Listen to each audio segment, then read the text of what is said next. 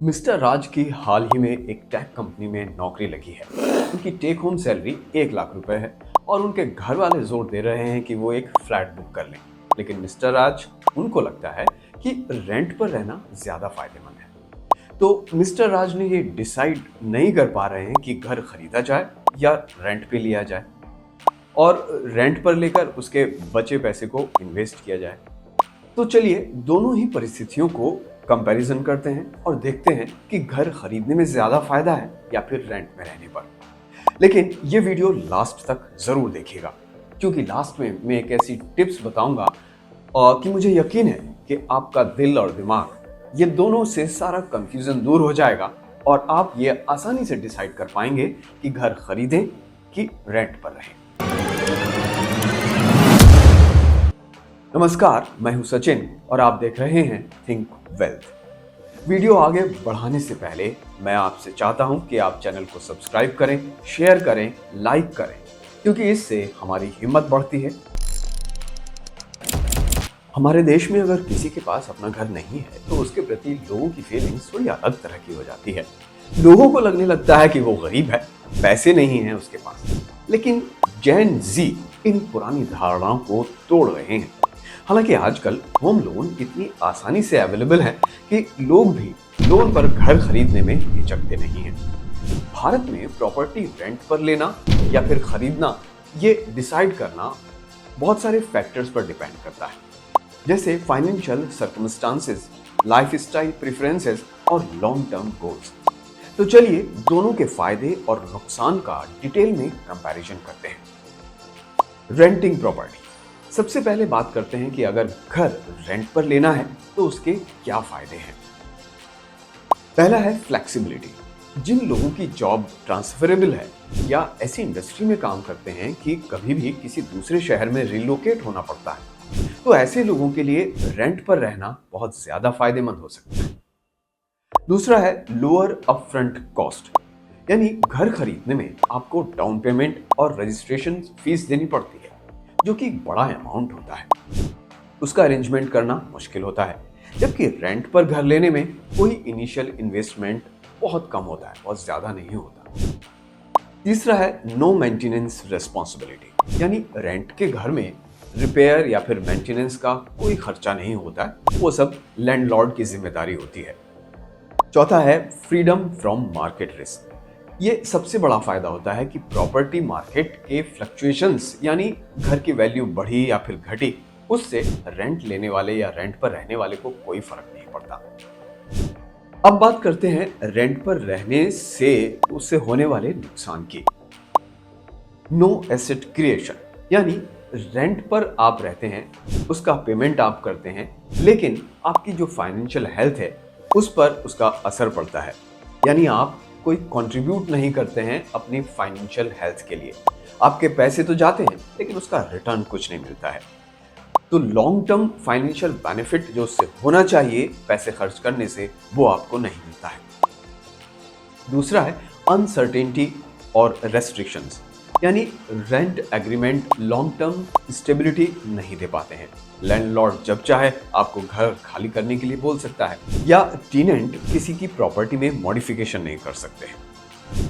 तीसरा है rising cost, यानी लैंडलॉर्ड हर साल रेंट एग्रीमेंट में रेंट बढ़ा देता है, जिससे आपकी फाइनेंशियल अनप्रेडिक्टेबिलिटी बढ़ जाती है। अब बात करते हैं अगर आप घर खरीदते हैं तो उससे क्या फायदे और क्या नुकसान है। सबसे पहले फायदे, एसेट क्रिएशन। घर खरीदते हैं यानी आप एक एसेट तैयार कर रहे होते हैं जिसकी वैल्यू होती है, और भारत में अमूमन 8 से 10% की सालाना दर से प्रॉपर्टी की वैल्यू बढ़ती है। Tax benefits. घर खरीदने पर होम बायर्स को होम लोन पर उसके इंटरेस्ट और प्रिंसिपल रीपेमेंट पर टैक्स डिडक्शन का फायदा मिलता है। तीसरा है इमोशनल सिक्योरिटी। हम भारत वाले बड़े इमोशनल होते हैं। घर को लेकर सोसाइटी में एक स्टेटस सिंबल होता है। अगर घर है तो उसको आप स्टेटस सिंबल से जोड़ देते हैं। अपना घर एक स्टेबिलिटी, फ्रीडम ऑफ कस्टमाइज या एक सेंस ऑफ प्राइड और सिक्योरिटी देता है। चौथा है फिक्स्ड कॉस्ट ओवर टाइम, यानी मंथली ईएमआई जो आप देते हैं उससे एक लंबे वक्त में एक आपका एसेट तैयार होता है जो आपकी फाइनेंशियल हेल्थ के लिए बेनिफिशियल है। अब बात करते हैं घर खरीदने से होने वाले नुकसान की। हाई अप फ्रंट कॉस्ट, यानी घर खरीदने में जो इनिशियल खर्चे होते हैं वो बहुत ज्यादा होते हैं, जैसे डाउन पेमेंट करना, स्टाम्प ड्यूटी देना या फिर रजिस्ट्रेशन वगैरह में जो फीस लगती है। दूसरा है मेंटेनेंस एक्सपेंसेस, यानी घर तो खरीद लिया लेकिन उसके बाद उसकी मेंटेनेंस, उसकी रिपेयर, रेनोवेशन, इस सब में लगातार खर्चा होता रहता है। तीसरा है लेस फ्लेक्सिबिलिटी। अगर आपका ट्रांसफर हो गया तो आप अपने घर को बेचने में जाएंगे तो उसको बहुत डिफिकल्टी होती है, बड़ा टाइम कंज्यूमिंग होता है। तो किसी दूसरे शहर में रीलोकेट करना, उसमें आपको डिफिकल्टी हो सकती है, क्योंकि रेंट पर अगर घर है तो उसको कभी भी खाली किया जा सकता है। और अब आखिर में कुछ खास की फाइनेंशियल कंसीडरेशंस, यानी rental yield versus loan interest rate. India में रेंटल यील्ड लगभग 3 से 3.5% है, यानी अगर आपका घर 50 लाख रुपए का है तो उससे आपको हर महीने लगभग 15,000 रुपए का किराया मिलेगा, यानी साल में 1,75,000 रुपए उसका रिटर्न आपके पास आएगा। जबकि लोन इंटरेस्ट अभी 2025 में पर ईयर 8 से 10% है। तो इससे पता चलता है कि शॉर्ट टर्म में रेंट पर रहना ज्यादा फायदेमंद है। और दूसरा है मार्केट ट्रेंड।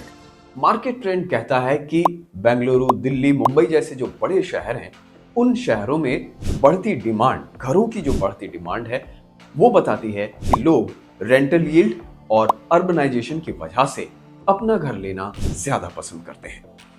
तो आखिर में मिस्टर राज अगर इन बातों पर गौर करें तो वो आसानी से डिसाइड कर सकते हैं कि उन्हें घर किराए पर लेना चाहिए या रेंट पर। तो उन्हें घर किराए पर लेना चाहिए अगर उनको फ्लेक्सिबिलिटी चाहिए और उनके शॉर्ट टर्म प्लान्स हैं, या फिर अभी वो घर खरीदने में जो लगने वाला हाई अपफ्रंट कॉस्ट है उससे बचना चाहते हैं। और तीसरा, अगर वो सरप्लस फंड्स को हायर रिटर्न्स वाले एसेट्स में इन्वेस्ट करना चाहते हैं। और मिस्टर राज को घर खरीद लेना चाहिए यदि वो लॉन्ग टर्म स्टेबिलिटी और एसेट क्रिएट करना चाहते हैं, वो अप फ्रंट कॉस्ट अफोर्ड कर सकते हैं और उनका एक ही जगह लंबे वक्त रहने का प्लान है। उनके लिए इमोशनल सिक्योरिटी ज्यादा इंपॉर्टेंट है। तो मिस्टर राज का डिसीजन उनकी व्यक्तिगत प्राथमिकताओं और फाइनेंशियल गोल्स पर डिपेंड करता है, और आप भी अपना डिसीजन इसी के आधार पर लीजिए। तो मिलते हैं अगले वीडियो में फिर किसी नए सब्जेक्ट के साथ। Thank you.